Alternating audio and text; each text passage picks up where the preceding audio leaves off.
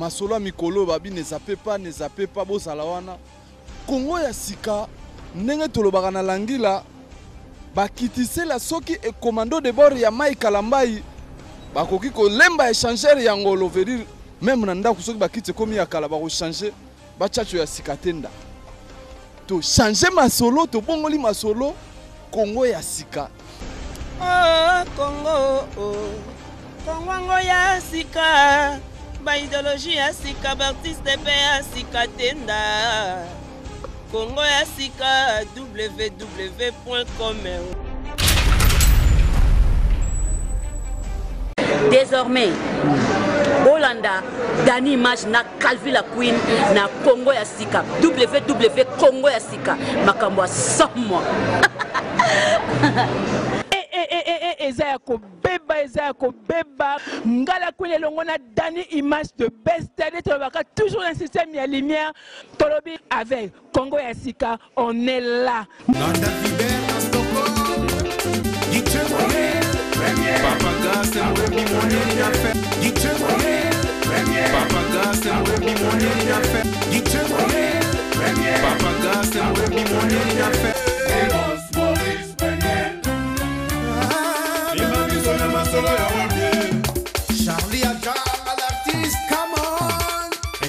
Bana Poto, bana monde entier, bana Scandinavie, bana Norvège, bana Finlande, bana Suisse, bana ya partout au monde. Au Zui du Bakou, ya Rolanda Bisso, à travers www.congoyasika.net. Laissez-moi vous dire bonsoir. Au Ezo prouvé en suffisance combien Tolinga Rabino et puis combien Bino Beboza, toujours Nabiso et Longo. Alors ici nous sommes au Grand Hôtel de Kinshasa, là où s'est produit Noël Ngiama Makanda Werason, Papa Nagladi na exaucé. C'est-à-dire Tozobenga un séminaire pendant 3 jours. Le lot Tozawana deuxième jour au Sengi Veste. Parce que l'obit Tozala qui a un mois relax. Alors le lot est Sengi Ndeboye. Moi mon koto, moi chemise col mao, moi veste. Alors beaucoup de bisous à Tozabongo na concert. Il y a Ngiama Makanda de la Forêt en direct, il y a Grand Hôtel, ou Pesiga Toyoko Sepele Longo, Nabandekonyo Soyo Bako Bazoya ko participer, surtout la délégation outi makasi na poto. La délégation outi na Finlande, yemoro patou momoto alagi na yona. Délégation makasi outi Finlande, délégation makasi outi Norvège, na Scandinavie. Biso mo pe ba outi Scandinavie, na force à Maurice Mokolo prêtre. On comprend? Toyé tout c'est là na vie longo après to zonga isu comprendre donc les lots tozawana pour nous relaxer bino combien ambiance et osala toujours makasi awa en direct il y a Grand Hôtel de Kinshasa wa puis sika président Nyama Makana a bombé sur la stratégie parce que lobby yindaki mabe o batu baluka kasi lobby nem de monana kite c'est-à-dire yé na mastanaye mokolo abankolo c'est-à-dire bin Adam donc lobby yindaki mabe alors les lots siko to éviter ce que roya ils a surprise le deuxième jour et puis le troisième jour dimanche moi gondo moi nini moi mayanzi ndenge ga sankara de kunta lo bara poto vérifier ba verni ba tayo ce qui manza za rotengama donc za royinda mabe Maurice Mokulu le boss les bikaza là madame Godelive monsieur Papi Patou Mombo 07 bato ba Simbi Fondation Salisa Congo Fondation Salisa Congo où ils vision monene où ils y a pinana ba ko changer ba donner na kini donc ba biboro CP là quoi bo ça là toujours connecté na www.congoyasika.net tu vas pesika suka ba faire et ça la mara wa pesika na to picola rapidement donc na bo pikili ba bokundu banzoto ndenge lo ba on vit de loin donc merci beaucoup donc bolanda biso sikoyo en live na yemogo honorable Patou Mombo merci beaucoup.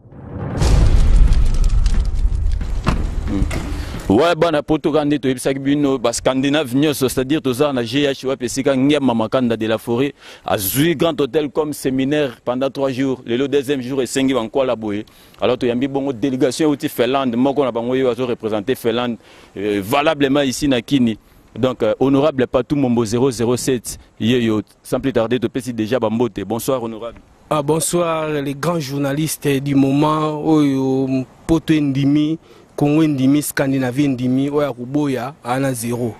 Balobi deuxième jour et sengi bankwala, yango mona tout le monde est en veste. Alors sentiment na yo ezanini honorable. En tout cas sentiment nanga eza sentiment mora plaisir hein, mais avant na pesa ba sentiment nanga na bossa na toujours excellence de la bombe atomique grand prêtre mère d'Ivan Nombe na minute Swazolanda biso présenter Finlande awa nakata Kinshasa, Brian, Maria,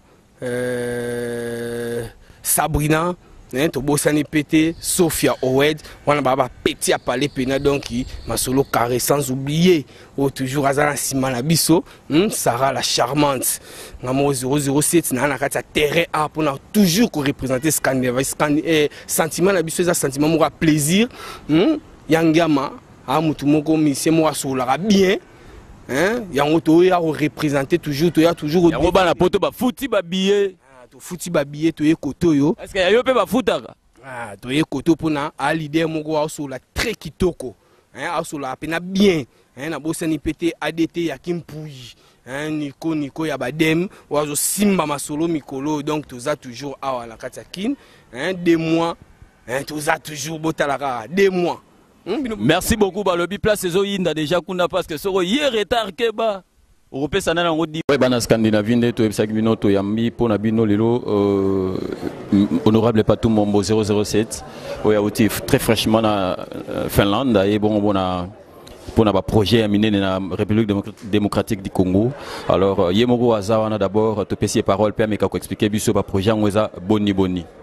Ah ouais, merci. Quand on est dans les grands journalistes Serge, hein, donc tu es na Congo awa, tout le monde a lobby, bana poto mingi bayaka na Congo pour na l'axa Versas, pour l'axa Griffe. Mais biso le lot tu es awa pour implanter ONG ya moneni. ONG wana yana ba bits divers, hein, ba bits ils a tellement ébélé pour la salubrité, tout ça côté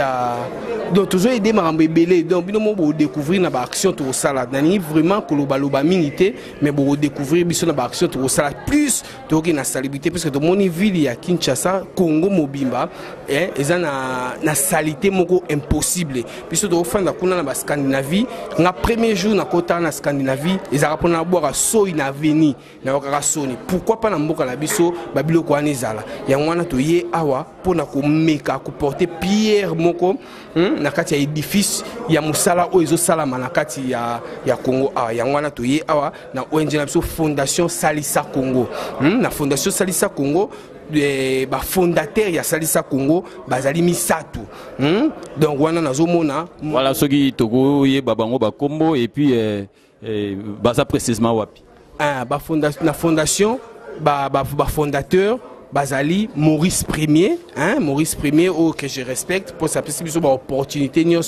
hein, le lot talara masole fungwami, hein, Maurice le Premier, na Norvège, toujours na Scandinavie, et puis Maman Godet, Petobo Sanitaza toujours na Norvège, et puis Ngamoko Patou Mombo 007. Hein, donc tout Salim et Lokoana 3 collèges fondateurs. Alors objectif non vraiment zanini, objectif principal il y a Fondation Salisa Congo. Quand on dit Boyoki Congo plutôt, Fondation Salisa Congo. Objectif primordial, exacto Salisa Congo. Naba diversité nyonso. Tota la salubrité, tota lelo ba femme, basi bazo bota, ba okende ko bois kabana, naba terrassé. Mais toyo protéger basiwana pour na bazo bazimité. Ba objectif est tellement ébélé que na ki obanoïb c'est no lelo ti lobby. Donc to epena na idée moko boy ya makasi pour na ko salisa toujours Congo ka ndé comme zolo ba non Fondation Salisa Congo. Alors bato bazolanda biso même bazana bala na poto et puis bah bazana RD Congo ba bureau ya Fondation Salsa Congo eza c'est basé wapi parce que les lots et pourquoi bah tout bazana pour ça ba adresse parce que les lots moi ba aventure ekota trop moto moro ba ko zo moi le pan on est amené na sangsi bande on est belé azui ba image avec memel mindele kuna o tala na sala ki na lesa ki ba to benzo ka bande on est famille alors base siège ma solo ezandengeni. Ah, donc en tout cas les grands journalistes la question est tellement pertinente au moni lelo ba charlatan ba commis tellement ébélé en mondele lelo pour na financer parce que toi as toujours besoin de bailleur de fonds biso siège na biso na moment où on a toujours homme honnête hein na fani trop na Finlande so tali pena ba critères tout ça parmi mboka moko ils ont honnêteté alors biso auto tikuna il faut to réfléchir toujours ba honnêteté wana na minute oyo siège ils a en cours na lemba na lukula numéro 19 mais non commis concrété donc à la minute to fond la siège et puis bon na ba image des sièges et ko banda makamunyoso mais na minute oyo to za na bureau ambulant pourquoi parce que tu as un bureau moko boye o ibandi ko permettre biso te to évoluer normalement mais siège na biso kala mingi te to fond la bureau na biso na lukuila numéro 19 kala mingi te bozo ba image ya jour à ouverture ya siège na biso. Alors message ni ko lancer na bat nyoso ba ko porter coup de pouce na fondation afin que liboso message quand on pesa batu nyonso ba olanda ngai en tout cas numéro zoli kawana bo aider biso na ba ndenge nyonso hein puisque tozana omoni lelo Congo ba ngungi baleki belé nyonso ni apona ni pona salité ozomona salité leki tellement na Congo ba jeune to lingi bo se prendre en charge se prendre en charge pour notre longue la moi ça a été toujours à répéter en gros c'est la tautologie mais c'est très important premier jour na niata Scandinavie na ko boire à soité na avenir oyebi pour ani pona donc propriété leki alors biso ba maladie mususu muta kufi na butu ala na butu ala muki akufi bokasi no ko mo boté ça pour na salité leki tellement na Congo que biso sko to yé na idéologie wana to meka ko nettoyer salité Congo ezala pena bien quand je vois le Congo na mona ka Kinshasa ti na mona ba province nyonso le comme 26 provinces na mona ba province nyonso que non faut propriété toujours ezala Congo ya wana to ko représenter fondation na biso salisa Congo. Merci beaucoup honorable Patou Mombo 007. ezalaki bongo komeka komekola mwa muke par rapport ya masolo etali bongo Fondation Salsa Congo mais tozui à pied levé na concert yangia Mamakanda de la Forêt na Grand Hôtel de Kinshasa donc tozo pesape mbote mingi na le boss Maurice Mokulu c'est-à-dire to beti moi tour na Scandinavie moi 2 semaines tozongi mais pour ces arrêts faut tozonga les sous na force ya Maurice Mokulu te jamais dans la force à Maurice Mokulu to betaki moi tour Scandinavie Finlande Norvège bakoto na tout autant boliango na force à Maurice Mokulu donc tozo pese wa merci belé bozé belé te o bozan amité mandeng wana c'est-à-dire nga ko famille na yote mais olobi na nga te yara na koto na Scandinavie na yepe na tamboli na zongi Congo alors pesi wa merci belé to pesi mbote beaucoup plus na maman Godlive bazolanda biso c'est-à-dire on aura déjà eu tout ça na yeba simbi ya Congo Fondation Vision Fondation Salsa Congo donc et qui est toujours liboso nzambaza nango ba rêve nango ba nyoso et c'est réalisé toujours au nom de Jésus donc to bois gelongo ba fleur quoi merci beaucoup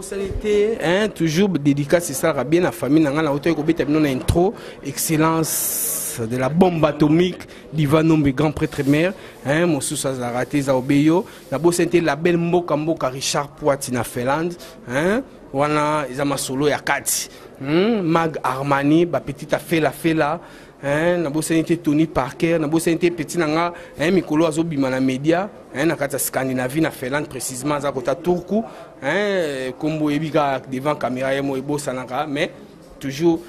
to fulio petite afela c'est bango teke bakisi na bango ezoya petite afela hein bo solo na moto yo hein betela bona langila ba sepela vous comprenez donc numéro la bossa mubengai